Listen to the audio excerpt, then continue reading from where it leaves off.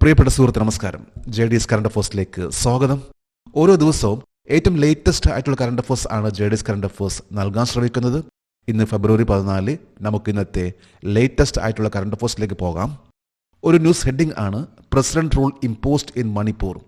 മണിപ്പൂരിൽ രാഷ്ട്രപതി ഭരണം ഏർപ്പെടുത്തി.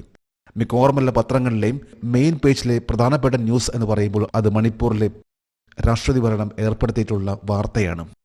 നമുക്ക് ഈ കറണ്ട് അഫേഴ്സിൻ്റെ ഡീറ്റെയിൽസിലേക്ക് പോകാം.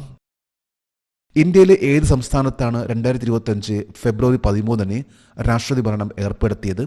മണിപ്പൂർ. 2025 ഒരു പ്രധാനപ്പെട്ട ന്യൂസ് എന്ന് പറയുമ്പോൾ അത് മണിപ്പൂരിൽ പ്രസിഡന്റ് റൂൾ ഇമ്പോസ് ചെയ്ത കാര്യം, അതായത് പ്രസിഡന്റ് റൂൾ ഏർപ്പെടുത്തിയ കാര്യം. ഇന്ത്യൻ ഭരണഘടനയുടെ ഏത് ആർട്ടിക്കിൾ പ്രകാരമാണ് 2025 ഫെബ്രുവരി 13 രാഷ്ട്രപതി ഭരണം ഏർപ്പെടുത്തിയത്? ഭരണഘടനയുടെ article 356. Article 356 of the Indian constitution പ്രകാരമാണ് 2025 ഫെബ്രുവരി 13 മണിപ്പൂരിൽ പ്രസിഡന്റ് റൂൾ ഏർപ്പെടുത്തിയിട്ടുള്ളത്. ഇന്ത്യയിൽ ഇപ്പോൾ 11ാമത്തെ പ്രാവശ്യമാണ് ഒരു സംസ്ഥാനത്ത് പ്രസിഡന്റ് റൂൾ ഏർപ്പെടുത്തുന്നത്. 2025 ഫെബ്രുവരി 11 രാജിവെച്ച മണിപ്പൂർ മുഖ്യമന്ത്രിയുടെ പേരെന്താണ്? ബീരേൻ സിംഗ്. മണിപ്പൂരിലെ മുഖ്യമന്ത്രിയായിരുന്നു ബീരേൻ സിംഗ്. അദ്ദേഹം ഈ കഴിഞ്ഞ 2 ദിവസം മുമ്പാണ്, അതായത് ഫെബ്രുവരി 9 രാജിവെച്ചിട്ടുള്ളത്. അതുപ്രകാരമാണ് ഇപ്പോൾ മണിപ്പൂരിൽ ഒരു സ്റ്റേബിൾ ഗവൺമെൻറ് ഇല്ലാത്ത സ്ഥിതിക്കാണ് മണിപ്പൂരിൽ ഇപ്പോൾ ഇത്തരത്തിലുള്ള ഒരു നീക്കം, അതായത് ഫെബ്രുവരി 13 പ്രസിഡന്റ് റൂൾ ഏർപ്പെടുത്തിയിട്ടുള്ളത്. ഇന്ത്യയിൽ രാഷ്ട്രപതി ഭരണം ഏർപ്പെടുത്തിയ ആദ്യ സംസ്ഥാനം ഏതാണ്? പഞ്ചാബ്. 1951 ജൂൺ 20 പഞ്ചാബിൽ ഇന്ത്യയിൽ ആദ്യമായിട്ട് രാഷ്ട്രപതി ഭരണം ഏർപ്പെടുത്തിയിട്ടുള്ളത്. ഒരു ന്യൂസ് ഹെഡിംഗ് ആണ് commemorative postage stamp on the historic Mahakumbh 2025. ചരിത്രപ്രധാനമായ 2025 മഹാകുംഭമേളയുടെ സ്മാരക തപാൽ സ്റ്റാമ്പുകൾ. മഹാകുംഭമേള നടന്നുകൊണ്ടിരിക്കുകയാണ്, നമുക്കെല്ലാവർക്കും അറിയാവുന്നതാണ്. ഇതുമായി ബന്ധപ്പെട്ടാണ് 3 സ്റ്റാമ്പുകൾ പുറത്തിറക്കിയിട്ടുള്ളത്. നമുക്ക് ഈ കറണ്ട് അഫേഴ്സിൻ്റെ ഡീറ്റെയിൽസിലേക്ക് പോകാം. 2025 മഹാകുംഭമേളയിൽ തപാൽ വകുപ്പ് എത്ര സ്റ്റാമ്പുകൾ പുറത്തിറക്കി? 3 സ്റ്റാമ്പുകൾ. 2025 മഹാകുംഭമേള നടന്നുകൊണ്ടിരിക്കുന്നു. ഈ കഴിഞ്ഞ ജനുവരി 13 ആരംഭിച്ച 45 ഡേയ്സ്, അതായത് ഫെബ്രുവരി 26 അവസാനിക്കുന്ന മഹാകുംഭമേള, ഇതുമായി ബന്ധപ്പെട്ടാണ് 3 സ്റ്റാമ്പുകൾ പുറത്തിറക്കിയിട്ടുള്ളത്. ഈ സ്റ്റാമ്പുകൾ പുറത്തിറക്കിയിട്ടുള്ളത് പ്രയാഗ്രാജ്, അതായത് പഴയ അലഹാബാദ്, അവിടെയുള്ള അറേൽ ഗാർഡ് പോസ്റ്റ് ഓഫീസിൽ വെച്ചാണ്. 2025 മഹാകുംഭമേളയുടെ 3 സ്റ്റാമ്പുകളുള്ള സ്മാരക സോവനീർ ഷീറ്റ് ആരാണ് പുറത്തിറക്കിയത്? കേന്ദ്രമന്ത്രി Jyotiraditya M Scindia. Union minister Jyotiraditya M സിന്ധ്യയാണ് 2025 മഹാകുംഭമേളയെ ബന്ധപ്പെട്ട് 3 സ്റ്റാമ്പുകൾ പുറത്തിറക്കിയിട്ടുള്ളത്. ഈ 3 സ്റ്റാമ്പുകൾ പുറത്തിറക്കിയിട്ടുള്ള പോസ്റ്റ് ഓഫീസ് എന്ന് പറയുമ്പോൾ പ്രയാഗ്രാജിലെ അറേൽ ഗാർഡ് പോസ്റ്റ് ഓഫീസ് ആണ്. 2025 മഹാകുംഭമേളയുടെ 3 സ്റ്റാമ്പുകൾ ത്രിവേണി തീർത്ഥ മഹർഷി ഭരദ്വാജ് ആശ്രമം, സ്നാൻ, അക്ഷയവത് എന്നിവ ചിത്രീകരിച്ചത് ആരാണ്? ശ്രീ സംഘസാമന്ത. 3 സ്റ്റാമ്പുകൾ ആണ് ത്രിവേണി തീർത്ഥ മഹർഷി ഭരദ്വാജ് ആശ്രമം, സ്നാൻ, മൂന്നാമത്തേത് അക്ഷയവത്. ഈ 3 സ്റ്റാമ്പുകൾ ഇത് ഡിസൈൻ ചെയ്തിട്ടുള്ളത് ശ്രീ സംഘസാമന്തയാണ്. ഇത് പുറത്തിറക്കിയിട്ടുള്ളത് union minister Jyotiraditya M Scindia. രാമക്ഷേത്രം സമർപ്പണ ചടങ്ങിനായി സ്റ്റാമ്പ് ആർട്ടിസ്റ്റ് ശംഖസാമന്ത എത്ര സ്റ്റാമ്പുകൾ രൂപകൽപ്പന ചെയ്തു? 6. ഇതിനു മുമ്പ് നടന്നിട്ടുള്ള കഴിഞ്ഞ പ്രധാനപ്പെട്ട വാരണാസിയിലെ ഒന്നായിരുന്നു രാമക്ഷേത്രം. അതിൻ്റെ ആ ഒരു ചടങ്ങായി ബന്ധപ്പെട്ട് 6 സ്റ്റാമ്പ് ആണ് സംഘസാമന്ത പുറത്തിറക്കിയിട്ടുള്ളത്. അതായത് സംഘസാമന്ത ഒരു സ്റ്റാമ്പ് ആർട്ടിസ്റ്റ് ആണ്. സ്റ്റാമ്പ് ആർട്ടിസ്റ്റ് ആയിട്ടുള്ള സംഘസാമന്തയുടെ 3 സ്റ്റാമ്പ് ആണിപ്പോൾ മഹാകുംഭവുമായി ബന്ധപ്പെട്ട് പ്രയാഗ്രാജിൽ പുറത്തിറക്കിയിട്ടുള്ളത്. ഒരു ന്യൂസ് ഹെഡിംഗ് ആണ് World Bank logistic performance index 2023. ലോകബാങ്കിന്റെ ലോജിസ്റ്റിക് പ്രകടന സൂചിക LPI 2023. 2023 World Bank logistic performance index പുറത്തിറക്കിയിരിക്കുകയാണ്. ഇതിൽ ഇന്ത്യയുടെ റാങ്ക് എത്രയാണെന്ന് നമുക്ക് നോക്കാം. 2025 ഫെബ്രുവരിയിലെ കണക്കനുസരിച്ച് ലോകബാങ്കിന്റെ ലോജിസ്റ്റിക് പെർഫോമൻസ് ഇൻഡെക്സ് 2023 പ്രകാരം ഇന്ത്യയുടെ മൊത്തത്തിലുള്ള റാങ്ക് എന്താണ്? 38ാം റാങ്ക്. ഇന്നിപ്പോൾ ഇന്ത്യയുടെ ലോജിസ്റ്റിക് എന്ന ആ ഒരു ഡിപ്പാർട്ട്മെന്റ് വളരെ ഭംഗിയായിട്ട് തന്നെ മുന്നോട്ട് പോയിക്കൊണ്ടിരിക്കുന്നു.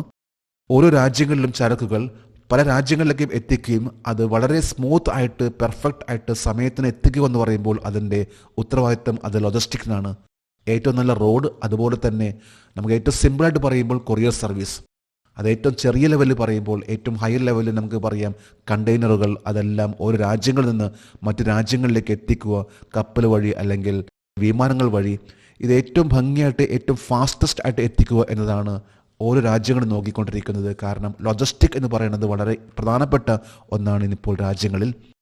ലേറ്റസ്റ്റ് ആയിട്ട് പുറത്തിറക്കിയിട്ടുള്ള ലോക ബാങ്കിൻ്റെ ലോജിസ്റ്റിക് പെർഫോമൻസ് ഇൻഡെക്സ് പ്രകാരം ഇന്ത്യയുടെ റാങ്ക് ഇപ്പോൾ 38ാമത്തെ റാങ്കാണ്.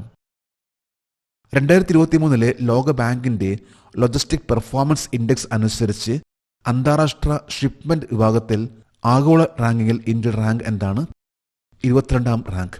ഇന്നിപ്പോൾ ഓവറോൾ റാങ്കിൽ 38ാമത്തെ റാങ്ക് ആണെങ്കിൽ global ranking in international shipment category ഇതിൽ ഇന്ത്യയുടെ റാങ്ക് ആണ് 22ാം റാങ്ക്. 2023 ലോക ബാങ്കിന്റെ ലോജിസ്റ്റിക് പെർഫോമൻസ് ഇൻഡെക്സ് അനുസരിച്ച് ഇന്ത്യൻ തുറമുഖങ്ങളുടെ ടേൺ അറൗണ്ട് ടൈം എന്താണ്? 0.9 ഡേയ്സ്. 0.9 ഡേയ്സ്, അതായത് ഒരു ഐറ്റം ഇന്ത്യയിൽ എത്തിക്കഴിഞ്ഞാൽ അതിന് ഷിപ്മെന്റിൽ ഏറ്റവും ഫാസ്റ്റസ്റ്റ് ആയിട്ട് പുറത്തിറക്കുക, അതെടുക്കുന്ന സമയം എന്ന് പറയുമ്പോൾ ഇപ്പോൾ കേവലം 0.9 ഡേയ്സ് ആണ്. USA ആണെങ്കിൽ 1.5 days, Australia 1.7 days, Belgium 1.3 days, Canada 2 days, Germany 1.3 days. എങ്ങനെ നോക്കുമ്പോൾ ഇന്നിപ്പോൾ 0.9 ഡേയ്സ് ആണ് ഇന്ത്യയുടെ ടേൺ അറൗണ്ട് ടൈം. അതായത് ഇന്ത്യൻ പോർട്ട് തുറമുഖങ്ങളിൽ നടക്കുന്ന ഏറ്റവും ഫാസ്റ്റസ്റ്റ് ആയിട്ടുള്ള ഒരു നീക്കമാണ് ടേൺ അറൗണ്ട് ടൈം എന്ന് പറയുന്നത്. ഒരു ന്യൂസ് ഹെഡിംഗ് ആണ് 24th Divya Kalamela to be organised from 14 to 24 February 2025. 2025 February 14 മുതൽ 24 വരെ സംഘടിപ്പിക്കുന്ന 24ാമത്തെ ദിവ്യ കലാമേള. നമ്മൾ വായിക്കുന്ന ഒന്നാണ് ദിവ്യ കലാമേള. ഇതിൻ്റെ ഓരോ സ്ഥലങ്ങളിൽ നടക്കുന്ന മേളയാണ് ദിവ്യ കലാമേള. ഇതുമായി ബന്ധപ്പെട്ട ഈ ഒരു ഹെഡിങ്ങിൻ്റെ ഡീറ്റെയിൽസിലേക്ക് നമുക്ക് പോകാം.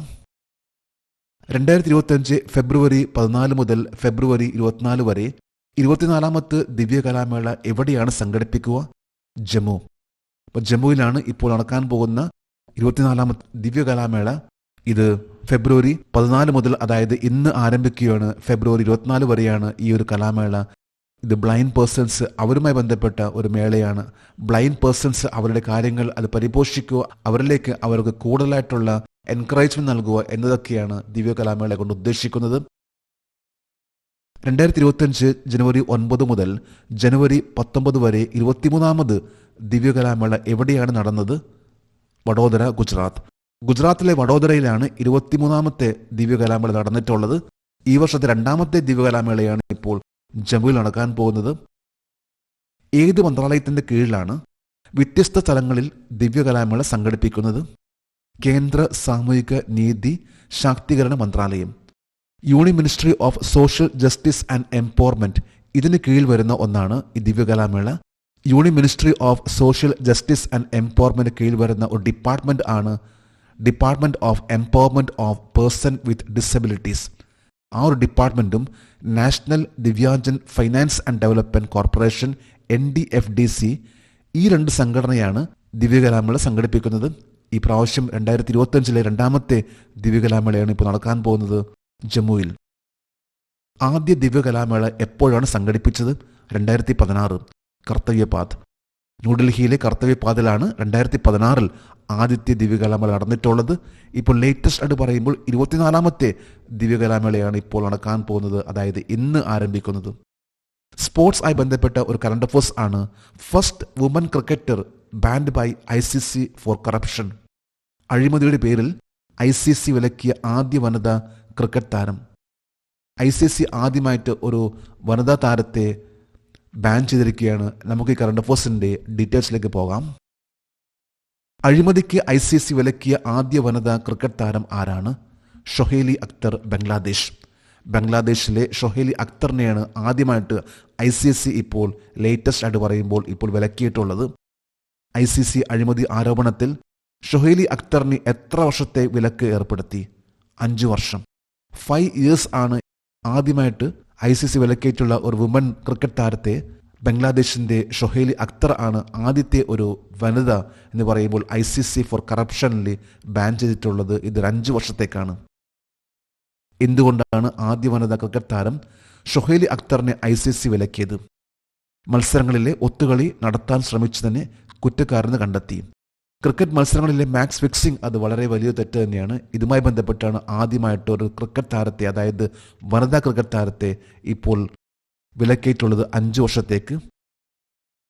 ICC വിലക്കിയ ആദ്യ പുരുഷ ക്രിക്കറ്റ് താരം ആരാണ്? ഏത് വർഷത്തിലാണ്?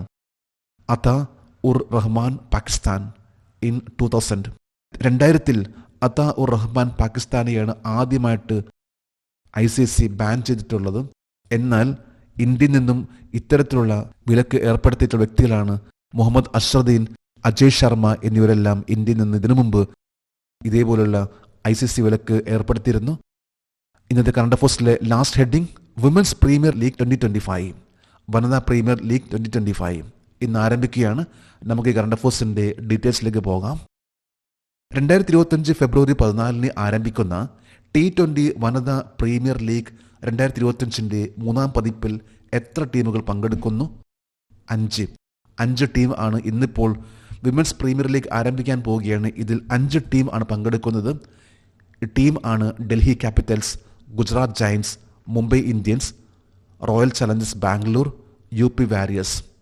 Delhi capital, Gujarat giant, Mumbai Indians, royal Challengers Bangalore, UP warriors എന്ന 5 ടീം ആണ് ഈ പ്രാവശ്യത്തെ 2025 വിമൻസ് പ്രീമിയർ ലീഗിൽ പങ്കെടുക്കുന്നത്. 2025 T20 വനിതാ പ്രീമിയർ ലീഗ് റോയൽ ചലഞ്ചേഴ്സ് ബാംഗ്ലൂരും ഗുജറാത്ത് ജയൻസും തമ്മിലുള്ള ഉദ്ഘാടന മത്സരം എവിടെയായിരിക്കും? വഡോദരയിലെ BCS സ്റ്റേഡിയം. വഡോദരയിലെ BCS സ്റ്റേഡിയം, ഇവിടെ വെച്ചാണ് the first match, inaugural match, Royal Challengers Bangalore Gujarat ജയൻസിന്റെ T20 വിമൻസ് പ്രീമിയർ ലീഗിന്റെ ആദ്യ മത്സരം. 5 ടീം ആണ് പങ്കെടുക്കുന്നത്. ഈ 5 ടീമിന്റെ ഒരു മത്സരമാണ് ഇന്ന് ആരംഭിക്കുന്നത്, വിമൻസ് T20 പ്രീമിയർ ലീഗ്. നമ്മളിന്ന് ഏറ്റവും ലേറ്റസ്റ്റ് ആയിട്ടുള്ള കറണ്ട് അഫയേഴ്സ് ആണെന്ന് ഇവിടെ അപ്ഡേറ്റ് ചെയ്തിട്ടുള്ളത്. ഓരോ ദിവസം നമ്മൾ ഇതേപോലെ അപ്ഡേറ്റ് ചെയ്ത് പോവുകയാണെങ്കിൽ നമ്മുടെ ഒരു ആത്മവിശ്വാസം അത് വർദ്ധിക്കുന്നുണ്ട്. ജഡീസ് കറണ്ട് അഫയേഴ്സിന്റെ ഇന്നത്തെ ഈ വീഡിയോ കണ്ടിട്ട് ഇഷ്ടപ്പെട്ടെങ്കിൽ ഈ ചാനൽ സബ്സ്ക്രൈബ് ചെയ്യാനും ഷെയർ ചെയ്യാനും മറക്കരുത്. നമുക്ക് നാളെ വീണ്ടും പുതിയ കറണ്ട് അഫയേഴ്സുമായിട്ട് കാണാം. Thank you very much.